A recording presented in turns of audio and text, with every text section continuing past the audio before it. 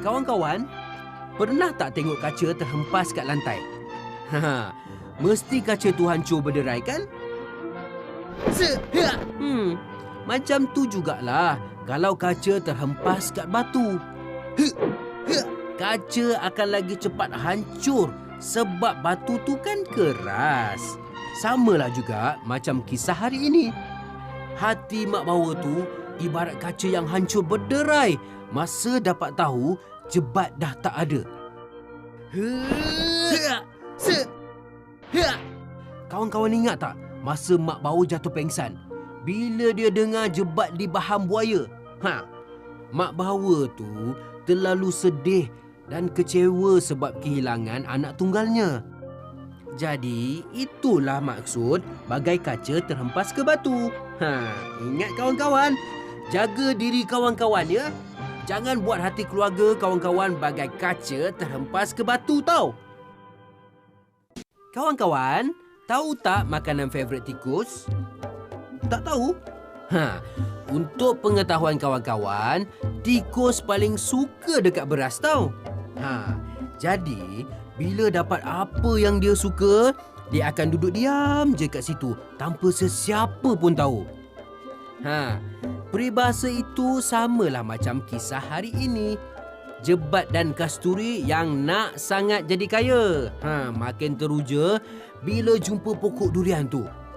Diorang tu berpakat untuk rahsiakan keuntungan diorang dari pengetahuan orang lain. Itulah maksudnya tikus jatuh ke beras.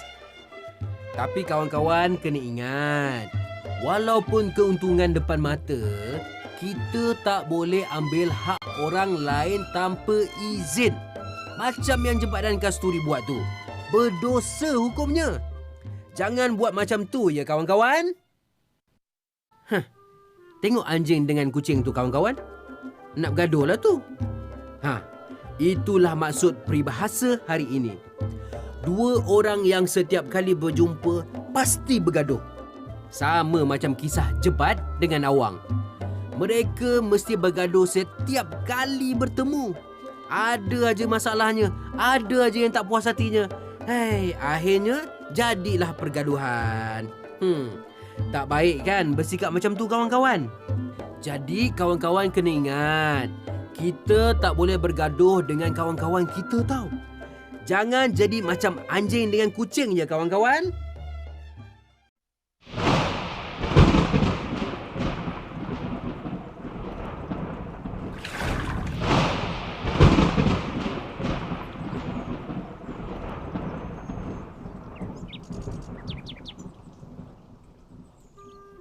Kawan-kawan, itulah gambaran peribahasa kita hari ini. Maksudnya, kita buang apa yang kita ada sekarang ni semata-mata nak kejar benda yang lebih besar atau lebih lumayan. Tapi, hakikatnya benda yang kita harap itu belum tentu dapat kita miliki. Peribahasa ini samalah macam cerita kita hari ini. Perangai jebat tu sibuk nak cari harta karun sampai abaikan rezeki depan mata.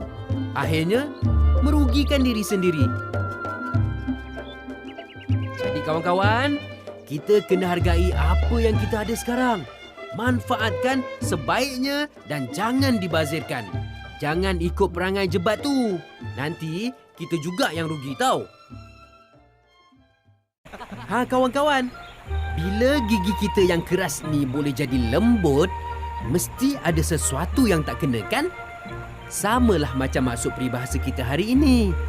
Bila seseorang mula bercakap lemah lembut dan sopan santun, mesti ada sesuatu yang dihajatkan. Macam si awang tu lah. Bila tiba-tiba je dia bercakap lemah lembut, bermanis mulut dan puji orang tak tentu pasal, mestilah dia mahukan sesuatu. Berhati-hati tau kawan-kawan.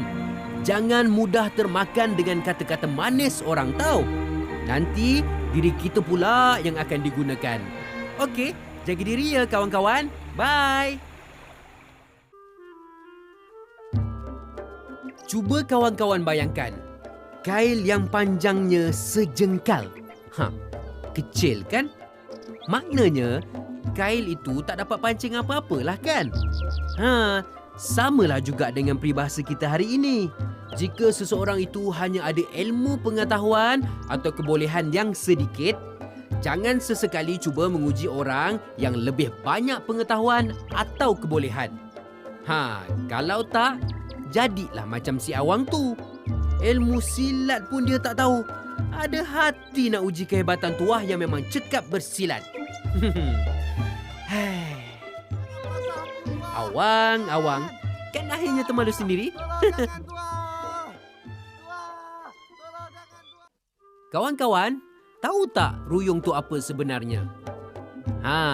Untuk makluman kawan-kawan, ruyung tu ialah sejenis kulit keras yang ada dekat batang pokok. Kalau kita nak sagu, kita kena pecahkan dulu ruyung pada batang pokok tu dulu.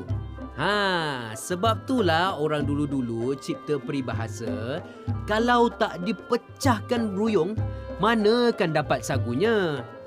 Maksudnya, keinginan dan cita-cita seseorang itu takkan tercapai tanpa usaha yang gigih. Samalah macam pokok tu kan. Kalau kita tak pecahkan, sagu tu takkanlah keluar. Tengok macam kisah hari ini. Perangai awang yang bercita-cita tinggi tapi tak nak berusaha. Akhirnya, dia sendiri yang rugi. Tak salah kita bercita-cita tinggi, kawan-kawan. Apa yang penting, kita kena rajin berusaha. Kawan-kawan, pernah tengok air sungai yang tenang tak? Sunyi sepi je kan? Tapi hati-hati tau kawan-kawan. Dalam air yang tenang tu tak semestinya sunyi tau. Kadang-kadang ada buaya dekat dalam air tu. Macam peribahasa hari inilah kawan-kawan. Orang yang kita sangka lemah atau pendiam tak semestinya kurang cerdik atau penakut tau. Macam perangai Jebat dalam cerita tadi. Jebat tu suka sangat pandang Kasturi sebelah mata kan? Tapi akhirnya Kasturi juga yang tolong diorang. Itulah. Jangan suka fikir orang yang tak banyak bunyi tu sebenarnya lemah. Kan akhirnya kita juga yang termalu sendiri. Jadi kawan-kawan, jangan perlekehkan kemampuan orang lain tau.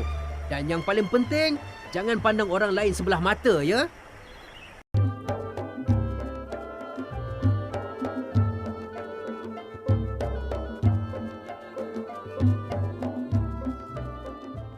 Dalam apa jua yang kita lakukan, tanpa usaha berterusan dan kesungguhan yang tak mengenal erti penat lelah, kejayaan takkan boleh diperolehi. Semangat kena kuat dan mesti tak cepat pudar. Kerana ia yang akan menjadi pendorong untuk kita membuat sesuatu tanpa rasa lesu dan lemas. Jangan hanya hangat-hangat tahi ayam. Sudahnya nanti, satu hasil pun tak boleh diperolehi. Masa yang berharga tu terbuang macam tu sahaja. Awang. Tak pernah serik-serik.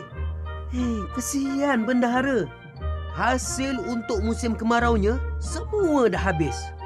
Yelah, sebab terlampau percayakan sangat si awang tu. Ingat je semua. Dalam apa jua yang kita lakukan, kita kena sentiasa beringat untuk hari senang dan hari yang susah. Sediakanlah payung sebelum hujan, bukan selepas, kerana sesalnya nanti tak berkesudahan.